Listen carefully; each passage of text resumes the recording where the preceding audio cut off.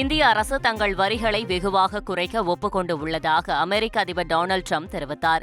இது தொடர்பாக வெள்ளை மாளிகையில் அவர் அளித்த பேட்டியில், வெளிநாட்டு பொருட்களுக்கு இந்திய அரசு விதிக்கும் வரிகளால் அங்கு எந்த பொருளையும் விற்க முடியாத சூழல் உள்ளதாக அவர் கூறினார். மேலும் அமெரிக்கா நடத்திய தொடர் பேச்சுவார்த்தைகளால் இந்தியா தனது வரிகளை ஒப்புக்கொண்டு உள்ளதாகவும் டொனால்டு ட்ரம்ப் கூறியுள்ளார். கிரீஸ் நாடாளுமன்றத்தில் அரசுக்கு எதிரான நம்பிக்கையில்லா தீர்மானம் தோல்வியடைந்தது. கடந்த 2023ஆம் ஆண்டு ரயில் விபத்தில் மாணவர்கள் உட்பட 57 பேர் உயிரிழந்த சம்பவத்திற்கு பிரதமர் கிரியாகோஸ் அரசே காரணம் என எதிர்க்கட்சிகள் குற்றம் சாட்டின. பிரதமர் பதவி விலகுவதுடன் முன்கூட்டியே தேர்தல் நடத்த வேண்டும் என்றும் கோரிக்கை விடுத்தன.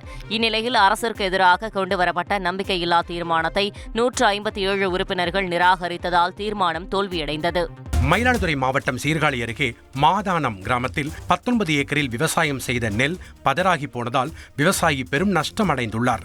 இதனால் மீதமுள்ள நெற்பயிர்களை மாடுகள் விட்டு மேய்க்கும் அவல நிலை ஏற்பட்டுள்ளதாக கண்ணபிராண்டி கிராமத்தைச் சேர்ந்த விவசாயி முருகன் கண்ணீர் மல்க வேதனை தெரிவித்துள்ளார். ஏக்கர் ஒன்றுக்கு 25,000 ரூபாய் வரை செலவு செய்துள்ள நிலையில் தமக்கு அரசு இழப்பீடு வழங்க வேண்டும் என்றும் அவர் கோரிக்கை விடுத்துள்ளார். செய்திகளை உடனுக்குடன் தெரிந்து கொள்ள உடனே சப்ஸ்கிரைப் பண்ணுங்க.